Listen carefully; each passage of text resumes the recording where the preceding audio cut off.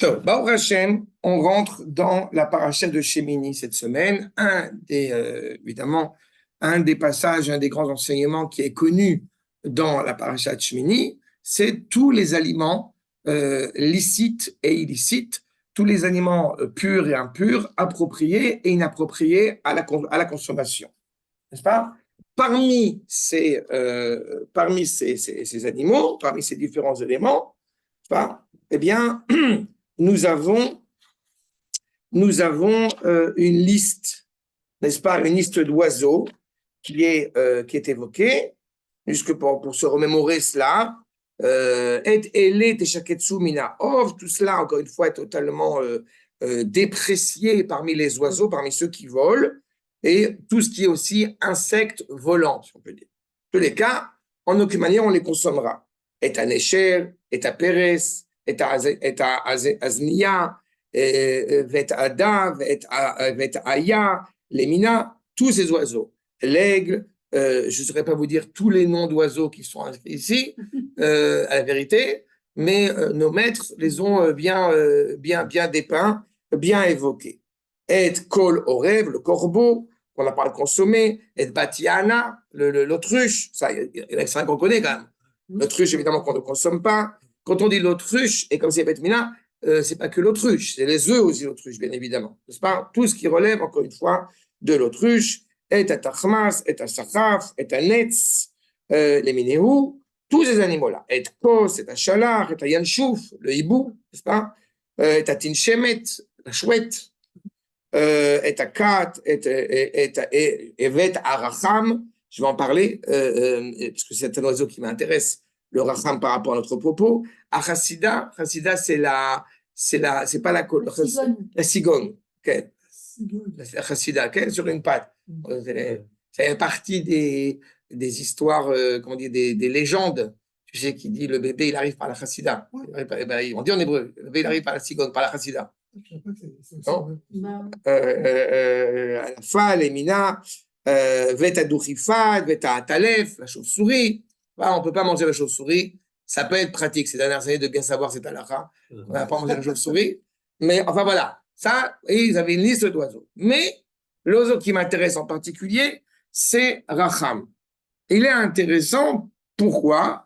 Parce que le mot Racham, il fait référence à la miséricorde, le Rechem, pas la Rachmanout. Donc, il y a le sens obvi, comme vous vous en doutez, des animaux qui sont inappropriés à la consommation, parce que la Torah l'a défini comme cela, et à cela s'ajoute la problématique, j'ai envie de dire, peut-être qui peut sembler rationnelle, parce que ces animaux consomment, sont des animaux carnivores, sont des animaux qui consomment des choses qui sont inappropriées. Bref, plein d'autres raisons. Mais il y a un sens, j'ai envie de dire, un peu plus profond, que je trouve que c'est l'occasion d'en parler. C'est une question que j'avais déjà traitée, mais pas sous cet angle-là. Justement, dans la période estivale dans laquelle nous nous trouvons, vous allez voir pourquoi. Le Rav Tertel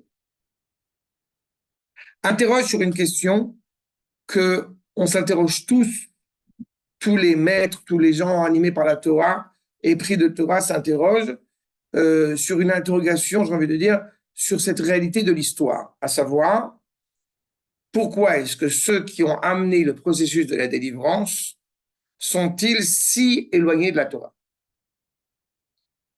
C'est une réalité. Je repense à ce que je parlais avec Guy. J'ai assisté hier, parce que j'étais hier un colloque de native, sur la conversion civile et militaire et tout ça. Il y avait des intervenants. On a eu une intervention d'une femme qui maintenant est connue, qui s'appelle Iris Raïm. Elle est connue parce que malheureusement, la pauvre, elle a perdu son fils parmi les Juifs qui ont été tués, hélas, par les forces militaires, par erreur. Vous savez, il a essayé de fuir, c'est un otage à Gaza, il a essayé de fuir. Et après son intervention, alors, les gens se sont levés, ils ont applaudi, et je n'ai pas applaudi. Pas parce que j'étais contre ce qu'elle a dit ou pas, mais parce que je ne savais pas comment. J'ai pris ça quelque chose de très fort, de très dur et de très fort en pleine tête, j'ai envie de dire. J'étais très ému de ce qu'elle a pu dire, mais j'étais à la fois ému et scandalisé. J'étais ému parce que son histoire, évidemment, elle est humainement, c'est terrible. Donc on pleure, donc on est dans. Mais j'étais scandalisé, si on peut dire mes zoaza, okay? J'étais scandalisé parce que ça fait 76 ans que l'État d'Israël existe, et cette femme qui a parlé devant nous, elle vient en expliquant, et je le revanche pas, c'est pas un problème, c'est une réalité. Elle a vécu dans un kibbutz, pas de gauche, d'extrême, extrême, extrême, extrême gauche, avec une famille qui est rescapée de la Shoah, avec un environnement kibbutznik, mais ça veut dire, pour elle, le mot religieux, c'était un mot à bannir, obscur, et pensait même pas que ça existait, ce genre de réalité. Elle le dit, hein, elle le dit franchement, elle est devant un parterre de gens qui avaient tous une kippa, qui se rochent, religieux sionistes, tout ça, et elle le dit. Et elle le dit en plus avec beaucoup de tendresse et beaucoup d'humour. Elle pensait qu'Arutz Sheva, pour vous dire, c'est une anecdote qui m'a marqué, elle pensait qu'Arutz Sheva, ça avait été, puisqu'après les gens voulaient l'interviewer, tout ça, elle pensait qu'Arutz Sheva avait été créé après le 7 octobre. Ah ouais, Arutz Sheva. il serait temps. D'accord? Parce que c'est 7, donc elle pensait que c'était créé après Simchat Torah. Chez elle, il y a la chaîne 12, la chaîne 13, la chaîne 14, évidemment, ça n'existe pas. C'est ça. Et elle a découvert, là je vais le dire en un mot, mais c'est un peu comique, mais elle a découvert que les gens qui sont des gens animés par la Torah, eh ben, d'abord, c'est des êtres humains, sympathiques et aimant l'âme Israël. Et prêts même à se battre pour l'État d'Israël. Bon.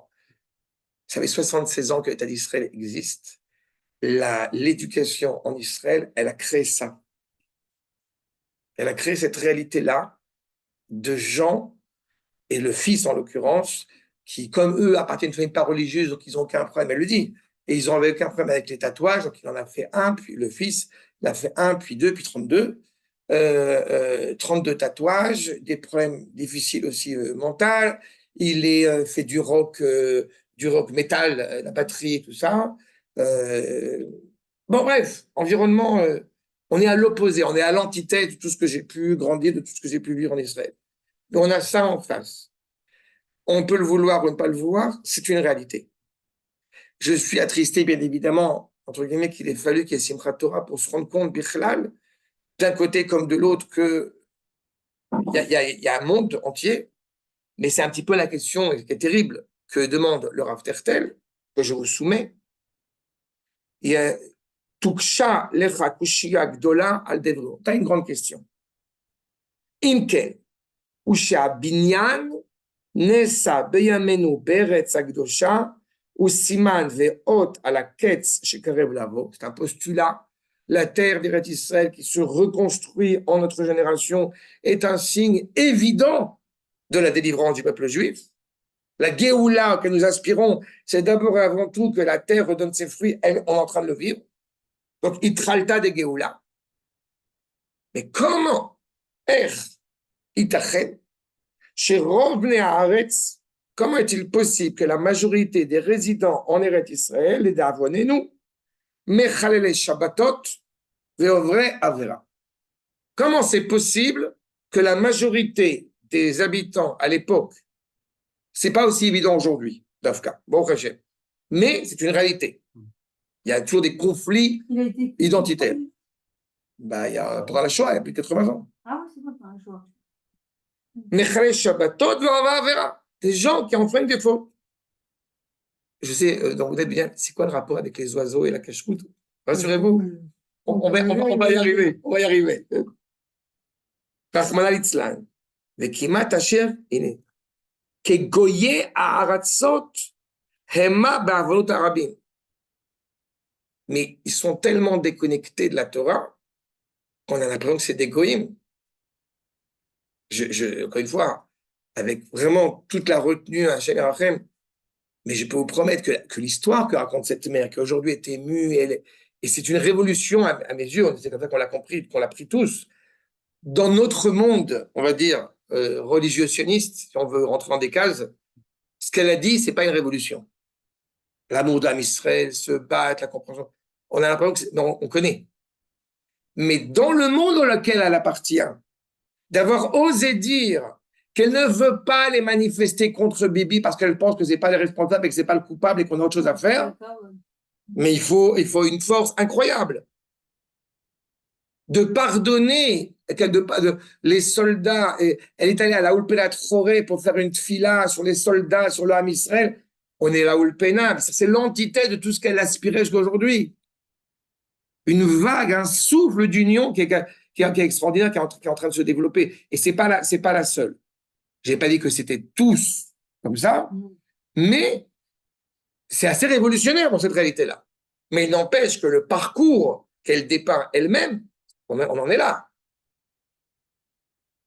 Achat, héritaché. Comment c'est possible que le créateur, chez Boré Olami, Yassé, Atralta, des Géoula, qui amène le début de la délivrance et, encore une fois, tous les signes et de la délivrance, par eux, par des gens comme ça. A priori, on donne du mérite, on donne des choses méritantes à des gens qui sont méritants. Là, on amène la Géoula, a priori par des gens qui sont exactement l'antithèse du service divin. La question qu'il pose, c'est une question très importante.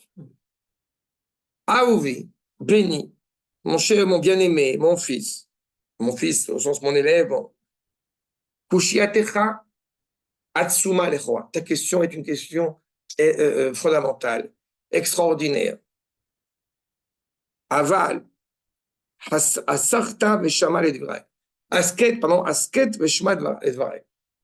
Mais écoute ce que je vais te dire. Da béni, écoute bien.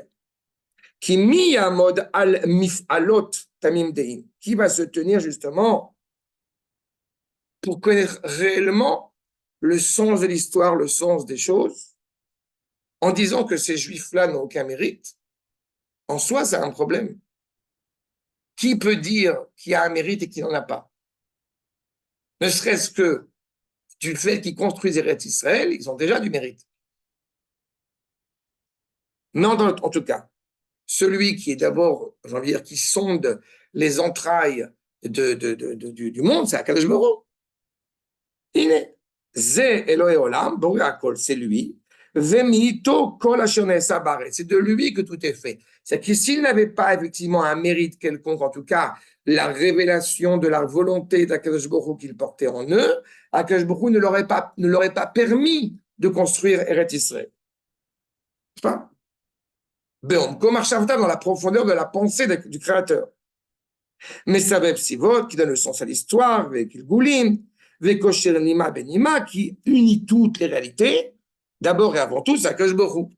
Celui qui a confiance en Akadosh Baruch Hu doit accepter cette idée de dire je ne comprends pas pourquoi, mais c'est évident que c'est ainsi la volonté d'Akadosh Baruch Hu.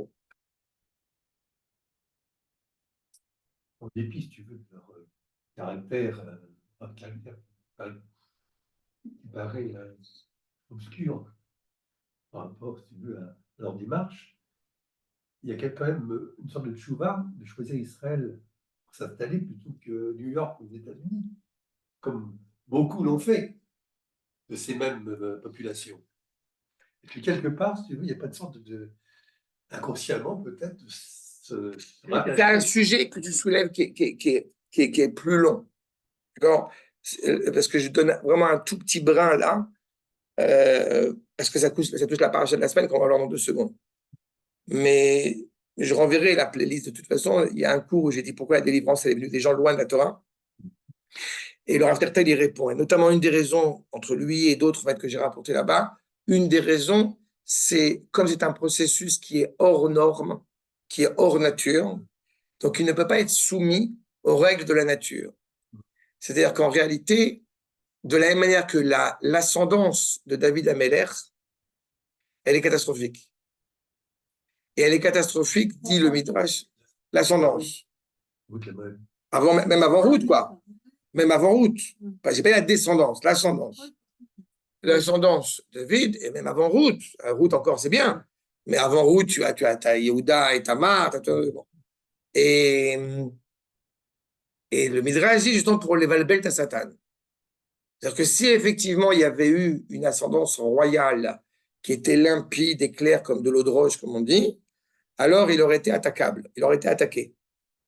Du fait que, entre guillemets, c'est une catastrophe, il ne va rien sortir de ça, donc c'est bon, ce n'est pas la peine de l'attaquer. Et il sortit David.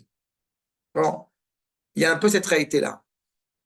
C'est ce que j'ai dit tout à l'heure. C'est-à-dire que ceux qui ont encore un doute sur la grossièreté, la cruauté des populations avoisinantes, quand on voit la famille que j'évoquais tout à l'heure, ben maintenant c'est bon là, vous avez compris ou vous n'avez pas encore compris? C'est pas des colons, c'est pas des religieux fanatiques, extrémistes, sionistes, brûleurs du mont du Temple qui ont été massacrés. C'est des gens d'une humanité, d'une gaucherie, gaucherie dans les deux sens du mot. Mais dans les deux sens du mot, c'est-à-dire On commence à le connaître, donc on sait comment. c'est gaucherie gauche au sens de. Mais c'est ça le problème. Donc il y a un peu. Je t'enverrai le cours. C'est un cours qui est sur mon site là-bas. Mais il est clair que tu as raison dans le fait, quand tu remontes bien plus haut, dans les premiers congrès du mouvement sioniste, ou quand justement l'Ouganda a été proposé, ceux qui ont refusé l'Ouganda, c'était justement ceux qui étaient totalement déconnectés de la Torah. Parce que leur attache profonde à leur identité juive, ce qui leur restait, c'était le lien avec Israël. Il y a même, il y a Barthaline, c'est du pays qui était créé pour les Juifs, sur du nom. Oui, en RSS aussi, il y avait une contrée. Une contrée. Tu connais, puisque. Bah oui. Je sais pas où ils sont venus là-dedans. Non, voilà. Bon, si tu veux. En tous les cas, c'est ce qu'il pose comme question.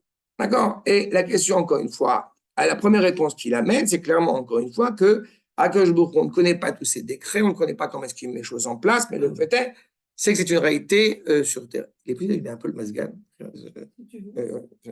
J'ai un peu chaud.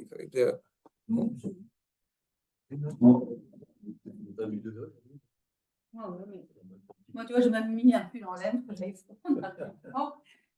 En tous les cas, donc on poursuit le Rav, jusqu'à ce que mettre en place ces décrets ici en bas.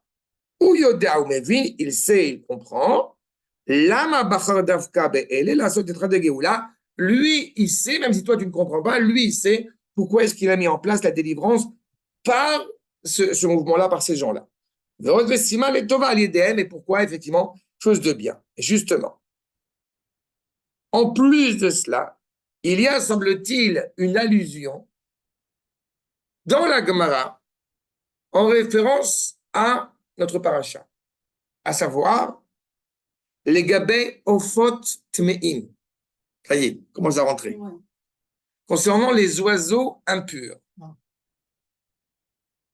Chez Omer et Gemara, Racham, donc, c'est ce que j'ai compris en français, qu'on va appeler le guépier. C'est une grive, et un oiseau, c'est un peu ça. C'est ce style d'oiseau-là. D'accord? Et Zé Shirakrak. Shirakrak, le sens simple du Shirakrak, ça vient de l'Ishrok, c'est siffler. Il a un sifflement particulier. D'accord? Mais Shrak, chez la tradition dans la Kabbalah, etc., il y a toujours ce sens de cet oiseau qui est annonciateur de la délivrance. Vous verrez dans la prière de Shabbat, il y a comme ça en acrostiche, au Sidour, des lettres qui sont un peu plus grosses, la prière de la Mida de Shabbat. Et quelles sont les lettres? Shrak, c'est ça. Shimrou, tout un. J'ai oublié la liturgie, mais il y a comme ça ce rapport-là. Donc, il y a un oiseau qui a de Shabbat, le matin. Shabbat le matin, je crois. Okay. Il me semble que c'est l'habitat de Shacharit. Je me rappelle bien. Okay. C'est Shrakrat. Amar Rabbi Yochanan, pourquoi cet oiseau est appelé Racham? Pour la question, traité de Choulin dans la Gemara. Kevan sheba Racham, baou Rachamim leolam. Comme arrive cet oiseau qu'on appelle Racham, c'est signe que la miséricorde, elle arrive dans le monde. Racham, Rachamim. Et pourtant, c'est un oiseau impur, qui est inapproprié à la consommation. Mais il semble que quand il apparaît, alors, c'est signe que la miséricorde, elle apparaît. va commenter Rashi, c'est quoi la miséricorde? C'est la pluie.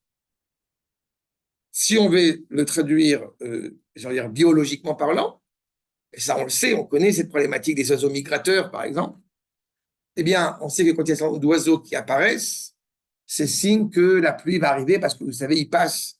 Ça, c'est un truc qui est connu en Israël.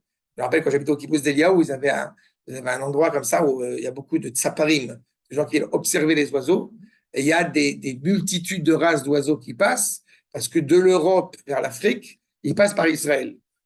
Donc, on voit ces oiseaux qui sont annonciateurs de l'hiver ou de l'été, en fonction des vagues migratoires, ça qui apparaissent. Non, mais en plus, c'est super beau à voir. Et c'est très intéressant, et c'est tout dans le sens de ce qu'on évoque ici. D'accord? Petit détail qui m'a intéressé quand j'ai commencé à regarder un petit peu, il s'appelle guêpier, comme j'ai dit, parce qu'il mange les araignées, il mange les abeilles, il mange les guêpes, mais il mange aussi les araignées, etc. Apparemment, disent les biologistes et scientifiques là-dessus, c'est un oiseau qui garantit l'équilibre écologique, justement par cette consommation de guêpes, etc. C'est intéressant, il y a une sorte d'équilibre comme ça qui est nécessaire. Amarav Bibi Barabaye, Veu Dirti. Donc, il nous dit, pourquoi est-ce qu'effectivement il est appelé Shrakrak?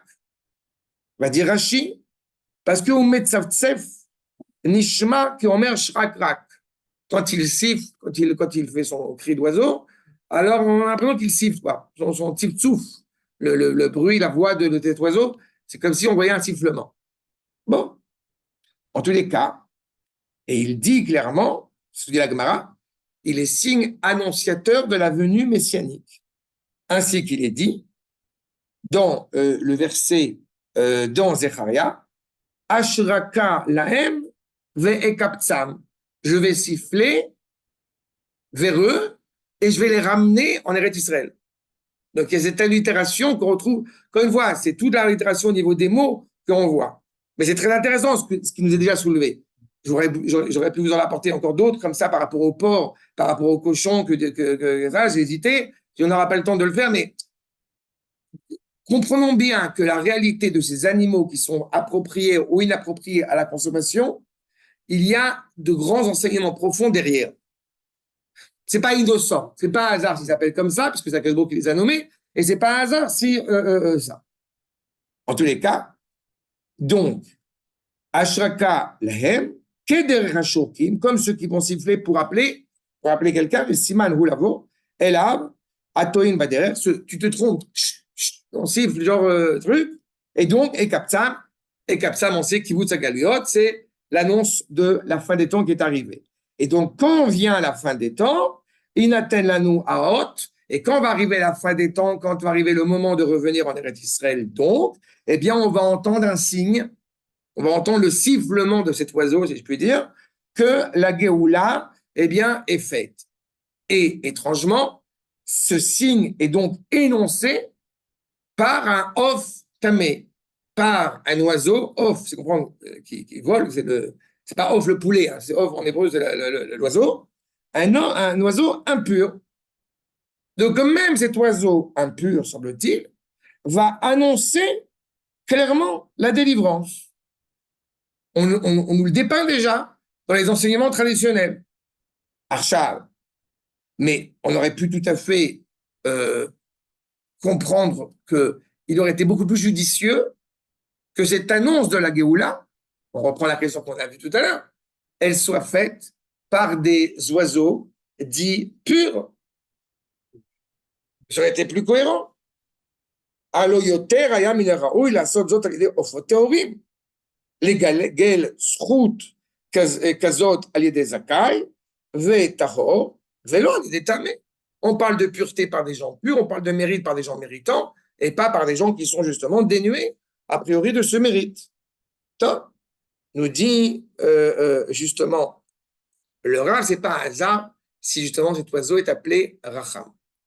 Si ça avait été motivé par des gens, entre guillemets, méritants ou purs, alors on aurait dit, ah oui, c'est logique. Vous êtes religieux, donc automatiquement, vous voulez revenir à Jérusalem. C'est logique. Mais parce que vous avez reçu une éducation, parce que c'est cohérent. Mais l'objectif, c'est que le nom d'Akadosh Baruch Hu soit visible aux yeux du monde entier. C'est-à-dire que le monde entier voit la grandeur d'Akadosh Baruch Hu quand il voit que malgré tes actes, malgré tout ce que tu peux dire, tout ce que tu peux faire, tout ce que tu peux penser, il suffit d'ouvrir la fenêtre et de regarder et d'observer le processus exceptionnel, ésotérique, qui est annoncé depuis 2000 ans, qui est en train de se révéler devant nos yeux. C'est ça que ça arrive. Le fait est, c'est que Tavine, Olga, Tavine, שאין לאדם להקשות קושיות כמו אלה, על מעשה אלינו. Ne t'interroge pas sur la manière dont Akadosh Baruch Hu gère son monde. Fais ce que toi tu as à faire.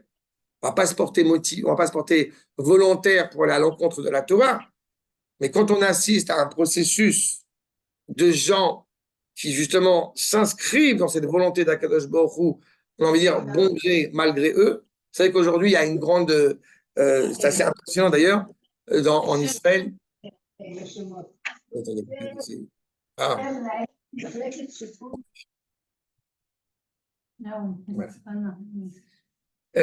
Aujourd'hui, il y a un projet très intéressant, c'est que vous avez que ça beaucoup de gens qui sont très intéressés de plus en plus à la Torah et même à commencer à pratiquer des mitzvot.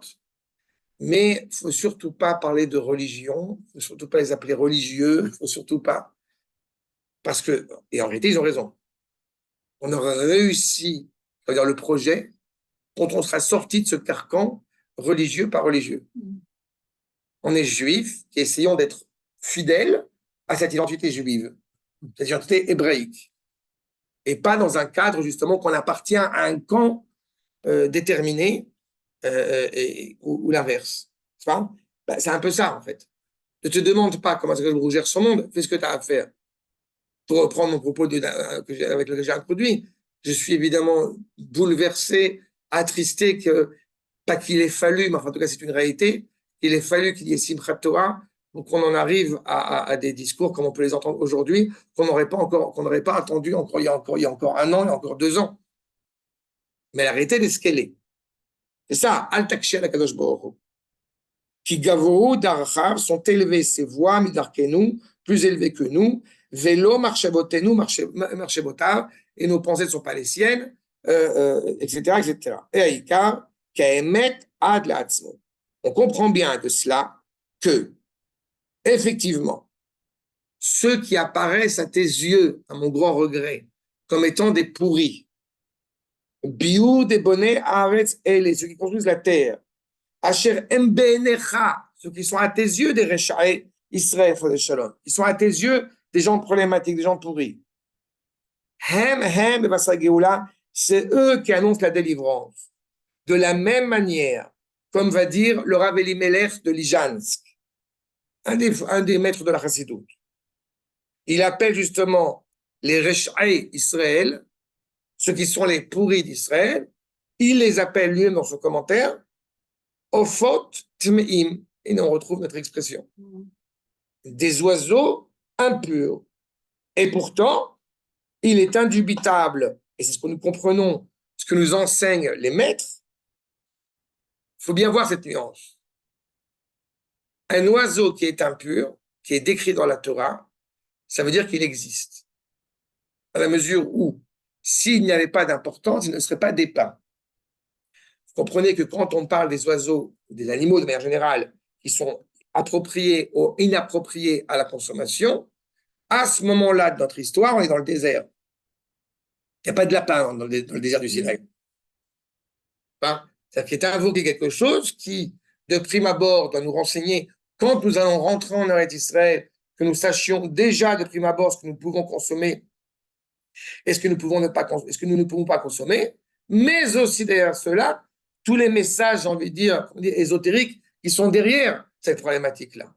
C'est ce que nous enseigne la Chachamim. Chez Simno à Géoula, ils ont voulu mettre en évidence que la délivrance se fera justement par ces ophotéméim, par ces oiseaux dits impurs, et tout cela est dépeint clairement dans la Kabbalah. Nous dit justement le verset, au moment, je vais le dire en français, je vais le dire après ce que dit le Rav Tertel. quand tu vois qu'un épisode douloureux approche, aussi douloureux soit-il, c'est signe que de grandes choses vont se passer après. Quand tu vois quelqu'un qui est tombé très bas, d'abord, ça on le voit chez Rabbi Tzadok, on voit chez un certain nombre de maîtres là-dessus, c'est signe qu'il est capable d'aller très haut. Il est certain, et c'est pas vrai que pour l'homme Israël, c'est vrai pour la création tout entière. Vous avez des gens qui ont des forces extraordinaires. Ces forces-là, elles vont devoir être gérées s'ils veulent aller vers quelque chose de positif ou à l'inverse de forcément négatif. Je connais un grand Talmid Chacham qui est reconnu. La sœur, elle est rabbin réformée. Et ça veut dire qu'il y a vraiment une vraie qualité, un vrai potentiel dans la manière dont la famille a été éduquée, etc. Et que ça a amené à des choses qui sont les plus dramatiques qui soient. Mais bon, évidemment, on favorise pas ce genre de choses. Mais c'est-à-dire qu'il y a quelque chose de profond derrière. Si le Ham Israël est capable d'arriver à de grandes fautes, c'est parce que c'est pas n'importe qui. Si les Juifs sont capables d'aller aussi bas, c'est que c'est pas n'importe qui. Je sais pas si ça rassure, non? Non, mais à l'échelle du peuple, c'est impressionnant. Si on était justement dénué de valeur, on connaît ces problématiques-là. Quelqu'un qui est surdoué, quelqu'un qui n'a pas de talent pour rien faire. Et on se mord les doigts, on se morfond de ce jeune qui a des qualités qui ne les exploite pas dans le bon sens du terme. Alors que celui qui est bon, Shem Yazor. Bon, c'est un peu ça. Nous dit le Rav, je vous reprends les propos, Pasuk, Allah min haaretz, kol zman she'Israël beyerida taftona emolim. Mina metzar karatia. Je suis dans l'endroit le plus étroit possible, le plus profond possible. Je suis dans le puits, je suis dans le trou. Yosef, il est dans le trou, il n'y a pas d'eau, il y a des serpents et des scorpions. Il va devenir le numéro 1,5 de l'Égypte. Rémaketiv. Allah minaretz, il est monté donc de la terre. Amar David, qui Sahale afar nafshenu, davka laaretz bitnenu. On va monter de la terre. Otasha kuma azratalanu, uvdetenu le mal rasdecha. Tu descends plus bas. Tu portes, t'es attaché à la terre, t'es collé à la terre. Ton ventre, il est à terre. Et ben de là, on se tourne vers Akadosh Baruch Hu en disant, épargne-nous, sauve-nous, au nom de ta miséricorde. Valze meramez achas, veuditi vera, ki kshe, karan Israël nigdea, quand la lumière d'Israël, elle est dans une saison catastrophique, venishpela adleara, elle est plus bactère. Az ite meshicha. Alors vient le Mashiach. Cet oiseau qui est donc effectivement un oiseau impur, en réalité, dès qu'il touche le sol et qu'il se met à siffler, c'est le signe que de grandes choses arrivent à Israël. C'est clair? Non? On est en plein dedans. On est en plein dedans. J'ai entendu quelqu'un qui m'a dit, qui a dit avant Pessah, qui a dit la guerre de Gog et Magog va arriver. D'accord? Et je lui ai dit, mais ça fait, qu'est-ce qui se passe depuis 80 ans? Au moins 80 ans. Bon, arrêtez de rigoler à me donner. Ça fait des années qu'on est dessus. Le Mashiach va arriver. Je suis toujours très perplexe par rapport à ces rabbins et ce rabbin francophone qui, le Mashiach, il arrive demain. Bon, c'est mignon, mais vous vivez où?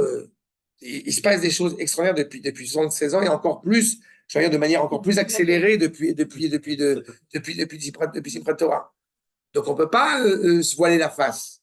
Mais la question que pose le Rav Tertel et que je vois par rapport à Yom Ha'atzmaut qui arrive, ça c'est Mina Shamayim, c'est pas. Mais par rapport à Yom Ha'atzmaut qui arrive et par rapport effectivement à ces oiseaux qui sont impurs, ce qui m'a interpellé, c'est que c'est pas la première fois que je rencontre cela, mais qu'on ait en tête que la Torah n'est pas un livre de halakha. Et que quand la Torah nous dépeint des choses, même de ce qui relève a priori de la halakha, il faut voir la profondeur qu'il y a derrière. Il ne faut pas se contenter d'une suite de décrets qui sont a priori décrits vainement, ou même des répétitions. On voit 3 fois, tu ne manges pas du lait avec le lait dans le chevreau de sa mère, et on voit 3 fois dans la Torah, on dit, mais ça y est, on a compris une fois. Non, il faut comprendre pourquoi c'est dit, où est-ce que c'est dit, pourquoi c'est rattaché au Mikdash?